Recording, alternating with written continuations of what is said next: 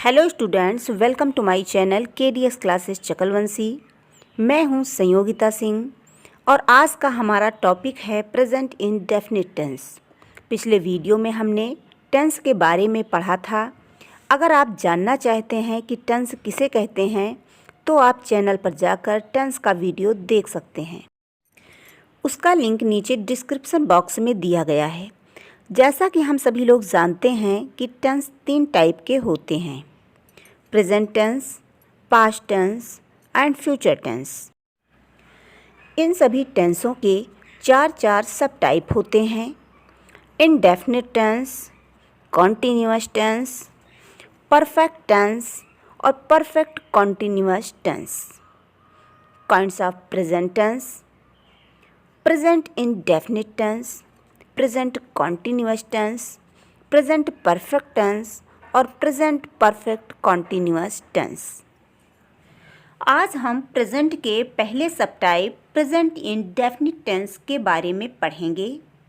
Present indefinite tense की पहचान होती है: ता है, ती है, ते हैं, ता हूँ आदि शब्द मेन वर्ब मुख्य क्रिया के साथ वाक्य के अंत में आते हैं। जैसे वह पत्र लिखती है। अब इस सेंटेंस के लास्ट में लिखती है अर्थात ती है आया हुआ है। तुम दिल्ली जाते हो, जाते हो, ते हो अर्थात इस सेंटेंस के लास्ट में ते हो आया है। तो इस प्रकार से हम कह सकते हैं कि प्रेजेंट इंडेफिनिट टेंस वे सेंटेंस होते हैं जिनके लास्ट में ता है, ती है, ते हैं, ता हूँ आदि शब्द वाक्य के अंत में आते हैं, वो भी मेन वर्ब के साथ में अर्थात मुख्य क्रिया के साथ में। तो आइए हम सीखते हैं कि इस टेंस के सेंटेंस को किस प्रकार बनाएंगे। सबसे पहले हम प्रेजेंट इंडेफिनिट टेंस के अफर्मेटिव सेंटेंस अर्थात सकारात्मक वाक्य को बनाना सीखेंगे। सकारात्मक वाक्य वे होते हैं जिनमें कार्य किया जाता है। जैसे मोहन पत्र लिखता है, इसमें पत्र लिखने का कार्य हो रहा है। सीता गीत गाती है, ये सेंटेंस सकारात्मक वाक्य हैं। अफर्मेटिव सेंटेंस की 2 कंडीशंस होती है। पहली तो ये कि यदि सेंटेंस आई, वी, यू, दे तथा बहुवचन हो तो इसका ट्रांसलेशन हम किस प्रकार करेंगे। दूसरी ये कि यदि सब्जेक्ट ही, शी, इट या एक वचन अर्थात कोई नेम हो तो हम इसका ट्रांसलेशन किस प्रकार करेंगे। अफर्मेटिव सेंटेंस में यदि सब्जेक्ट हमारा आई, वी, यू, दे तथा बहुवचन हो तो ट्रांसलेशन का प्रारूप इस प्रकार होगा। सबसे पहले तो हम सब्जेक्ट लिखेंगे, उसके बाद मेन वर्ब मतलब मुख्य क्रिया मेन वर्ब की फर्स्ट फॉर्म लिखेंगे और उसके पश्चात हम ऑब्जेक्ट लिखेंगे।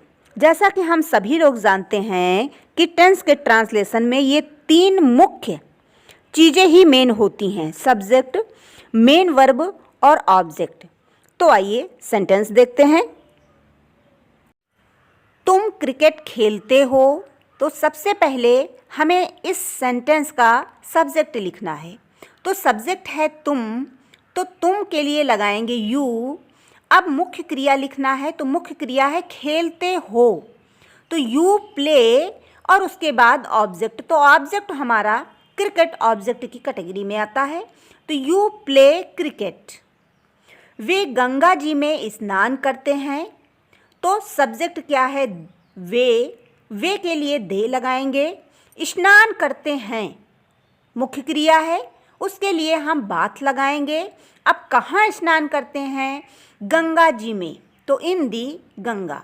दे बाथ इन दी गंगा।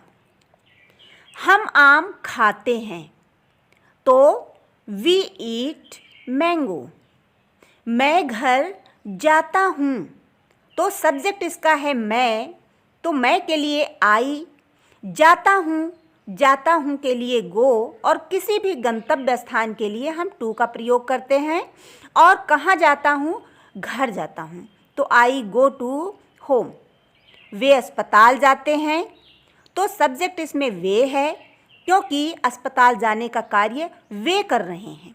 तो दे जाते हैं, जाना के लिए go to, they go to hospital. और यदि सब्जेक्ट हमारा ही, शी, इट तथा कोई भी नेम हो अर्थात थर्ड पर्सन सिंगुलर नंबर हो, तो जैसा कि हम सभी लोग जानते हैं कि थर्ड पर्सन सिंगुलर नंबर में यही सब्जेक्ट हमारे आते हैं, ही, शी, इट, या फिर किसी भी व्यक्ति का नाम हो, चाहे किसी वो पुरुष का नाम हो, चाहे वो किसी लेडी का नाम हो, वो थर्ड पर्सन सिंगुलर नंबर में आते हैं।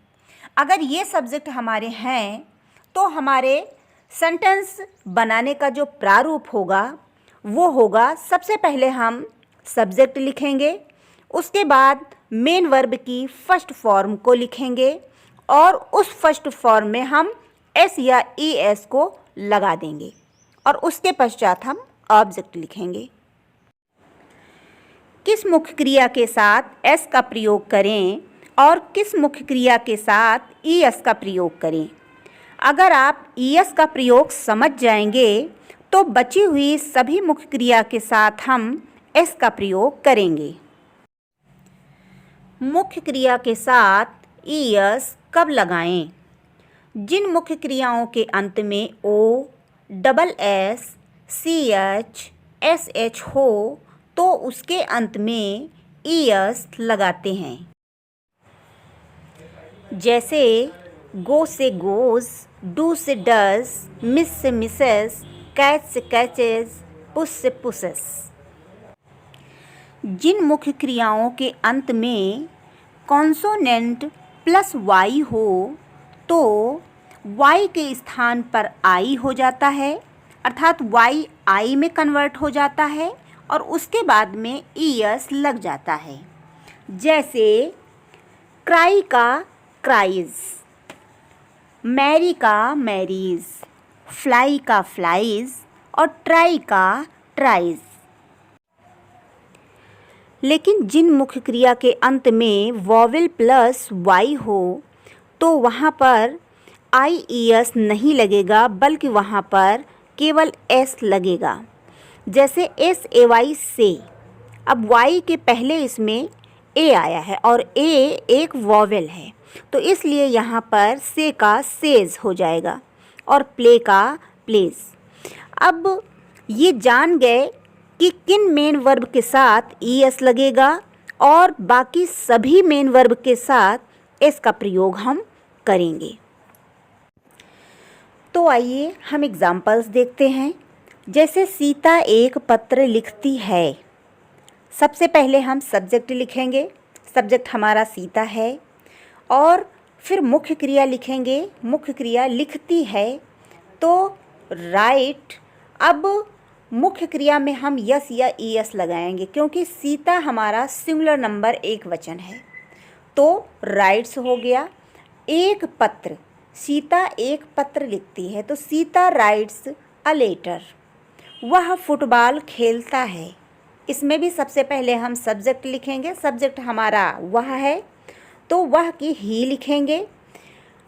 अब मुख्य क्रिया लिखेंगे खेलता है, प्ले। इसमें भी हम एस या ई एस लगाएंगे मुख्य क्रिया में क्योंकि वह भी हमारा सिंगुलर नंबर एक वचन है तो he plays football. Negative sentence, नकारात्मक वाक्य। तो आइए देखते हैं निगेटिव सेंटेंस का स्ट्रक्चर कैसा होगा। सब्जेक्ट प्लस डू या does plus not plus V1 verb की फर्स्ट फॉर्म प्लस ऑब्जेक्ट।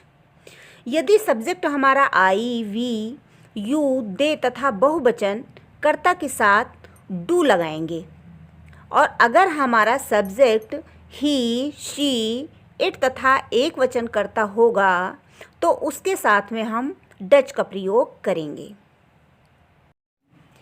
तो आइए एग्जाम्पल्स की मदद से इसे समझते हैं।